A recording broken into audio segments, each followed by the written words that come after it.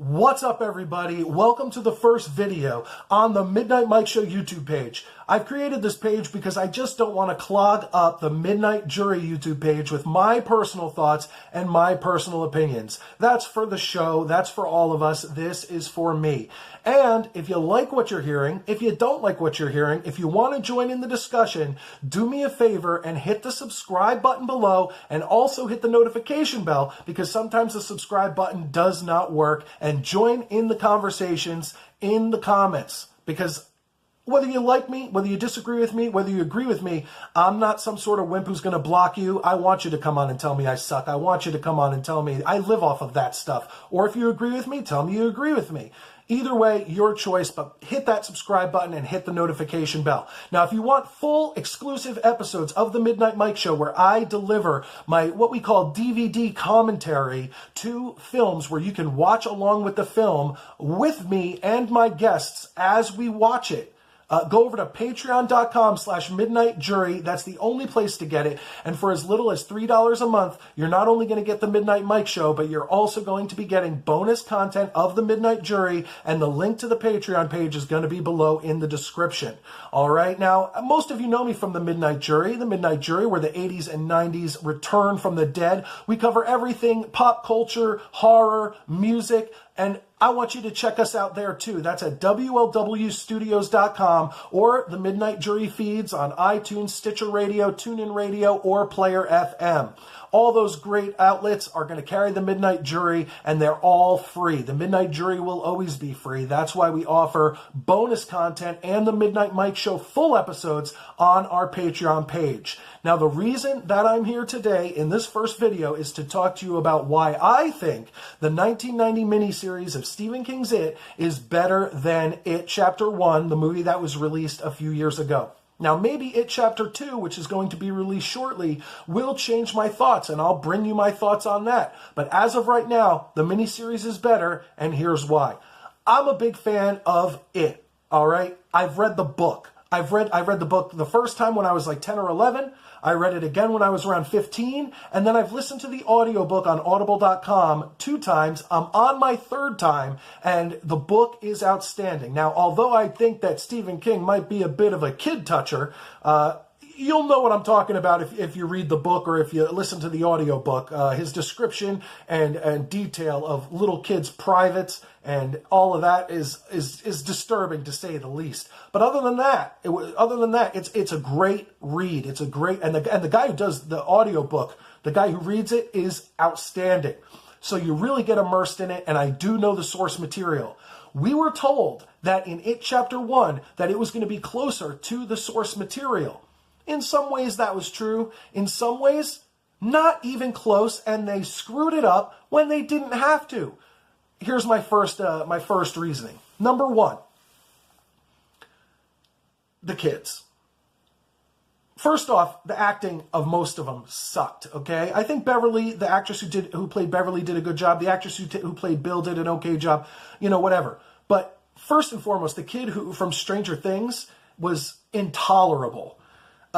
Richie Tozier is supposed to be lovable, but also a clown. In It Chapter 1, the feature film, he was just a clown. So annoying that I wanted to fast forward. It was grating on my ears. And that might not be his fault. That may be the screenwriter's fault. Who knows whose fault that was? I can't tell you. All I know is that the character was so annoying that there's points where I just want to fast forward while I'm watching the film. The character who played Eddie, all he kind of did was play off of Richie's annoying one-liners. So there was not much depth to that character. And finally, the character of Stan Uris, the actor who played Stan, probably the worst actor of the film. Just not believable, couldn't deliver his lines well. It just didn't work for me. Overall, the Losers Club in the feature film had no chemistry. There was no camaraderie. In the original 1990 miniseries, you get to see these kids talking with each other, interacting with each other, when it has nothing to do with the clown. It has nothing to do with Pennywise. It has nothing to do with what's going on in Derry. It's just like in the book, It's showing why these 7 kids were meant to be the Lucky 7, why they were meant to be the Losers Club, why as a group they worked so well together. You really got that in the miniseries and of course the book, but you really got that in the miniseries. Scenes such as them just building the dam in the Barrens. Things like that without having to deal with the clown. I feel like Pennywise came too quick in It Chapter 1 that it took away from the character development of these kids. So not only were some of the kids absolutely atrocious and hard to watch, but you also didn't get the chemistry that you need to understand why these kids need to be together. Maybe until the very end of the film, then you start to kind of get it when they start to do the promise and the blood oath. But in the original 1990 miniseries, I bought it. I bought into these kids. I bought in that these weren't actors. These were a group of friends. Now, of course, in the miniseries in part 2, the adults, John Ritter, Night Court, Tim Reed, Annette O'Toole, they phoned it in. And we talk about this. The Midnight Jury actually did review the miniseries, and you can get it for free on WLWstudios.com. It's 2 parts, just like the miniseries, and I'll put a link to that in the description because I feel like that's one of our better shows. And if you're a fan of it as a whole, I think you'll enjoy listening to it, and you'll get to hear a lot of what me and Cal have to say. Adam's involved too, but me and Cal have both read the book. We both know the source material, and I think we give it a very fair grade. Now, I'm hoping that the new film will do the reverse. I didn't like the kids in the new It. I didn't think they had chemistry. Maybe in It Chapter 2 with the adults, maybe they will not phone it in like in the original miniseries of the adults, and they'll help save this. I guess it's what's 2 movies? It's not a trilogy, but maybe they'll help save this small little franchise of this new Stephen King's It. I'm hoping, and I'll give my thoughts on that film when it comes out. But here are the things that they did with the Losers Club that for no reason they changed in the feature film, but in the book and the miniseries had no problem doing it. Number 1, each character trait of the Losers Club is there for a reason.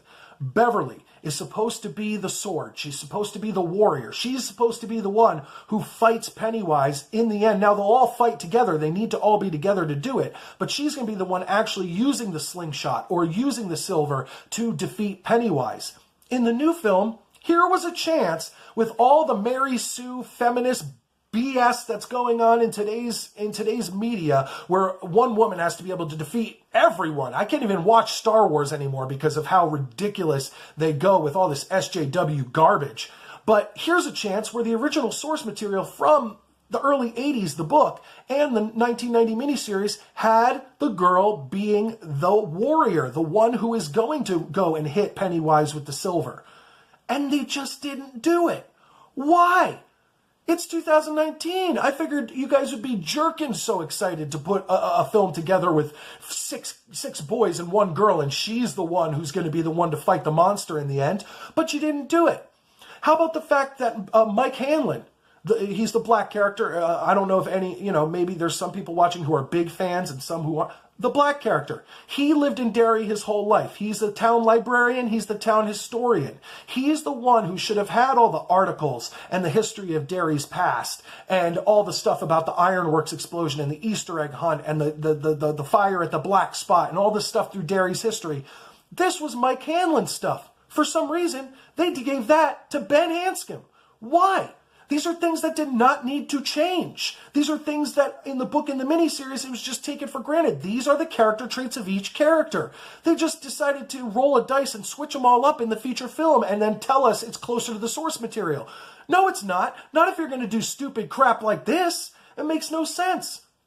Ben in the feature film is the historian. Why? I don't know. But he's the architect. He's the builder in the story in the original series. Him and Eddie in the original story is the one who knows everything about Derry, the roads, the layout, the sewers, everything. When Bill, for no reason, is building in the feature film the sewer, the outline of the sewers to figure out where Georgie went, Eddie and Ben should have been there. Ben should have been there helping him build it. Eddie should have been the one there making sure it was all, how to how it all was supposed to be laid out in the town's blueprints. But for no reason, they just had Bill be it. Bill was the leader. That's all. That's all you need Bill for. The fact that he had someone, his brother Georgie, who died, and he's the strongest willed of them all. Okay? That's all Bill needed. Why did they take something that was what should have been Bill's and Eddie's and give it to Bill? I don't know. Ben's and Eddie's. I'm sorry. So that's number one.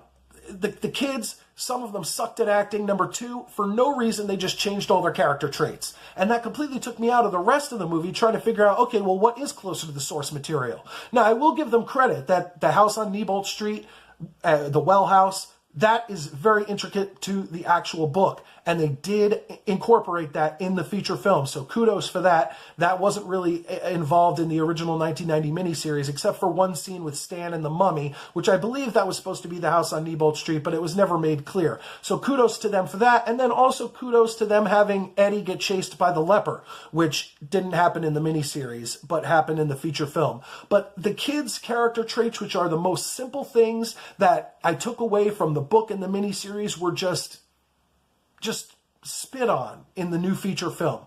Finally, like I said, there's going to be more. There's going to be a lot more of me talking about these films. But finally, the thing I'll talk about in this video is Bill Skarsgård. He played a great Pennywise when it was just Bill Skarsgård playing Pennywise. When they started fisting in all the CGI to make him look like a cartoon character, a Disney Pixar creation, that's when it lost me. I'm going to give you one scene. The scene where Georgie's boat goes down the sewage drain. If they would have just done with Bill Skarsgård what they did with Tim Curry, who in my opinion is the quintessential Pennywise, and just put practical effects, the teeth in his mouth, had him come up, and you could still have them ripping his arm off. All of this could be done practically. Okay? It takes you out of it when all of a sudden a cartoon mouth and all this other stuff starts coming out. Just use as much. CGI should be used as little as possible, whereas practical effects should be the first thing you go to. In the new feature film of It Chapter 1, they were just like the Star Wars prequels. CGI was throwing up on you at points. When he came out of the screen, when they were doing the slideshow, it looked ridiculous. Completely took me out of it. Wasn't scary. Took away any suspense that I was feeling. And these were the huge mistakes that happened in It Chapter 1. And that's not Bill Skarsgård's fault. That's, once again, the writer, the director, the screenplay, the practical, the effects, whoever. Bill Skarsgård plays a great Pennywise when it's just Bill Skarsgård. When you start adding in all this CGI, completely takes you out of the film, in my opinion. Now, please, if you agree with me, if you disagree with me or any of that on any of these points, go down to the comments section below and tell me. I'll fight back with you, or if we agree, you could keep sucking up. It all works out. But these are the reasons why I would rather watch the 1990 miniseries than the It Chapter 1 feature film. Hopefully, like I said, we get a reversal, and Part 2 trounces Part 1 in the feature film, just like Part 1 trounced Part 2 in the miniseries, and they end up leveling themselves out. Hopefully that all works out, but that is yet to be seen. The 1990 miniseries of It is much better, much more believable, much more character development for the Losers Club and as to why they need each other. The feature film rushes immediately into, let's just start hitting them with the horror, hitting them with the gore, hitting them with the CGI, and it'll all work itself out naturally. Stephen King may say that the It Chapter 1 is the definitive, and Chapter 2 are the definitive It that you can visually watch on a screen. Disagree. As of right now, until It Chapter 2 proves me wrong, it's the 1990 miniseries, but of course, nothing will beat the book, all right? So once again, if you want to check out more Midnight Mike Show, please hit the subscribe button and the notification bell. Go over to patreon.com/midnightjury and get the exclusive episodes of the Midnight Mike Show for as little as $3 a month. Please just help us out. And if you like or dislike or anything, get involved in the comments section. I am your 21st century broadcasting marvel, Midnight Mike Norenganger, and I can't wait to see you next time.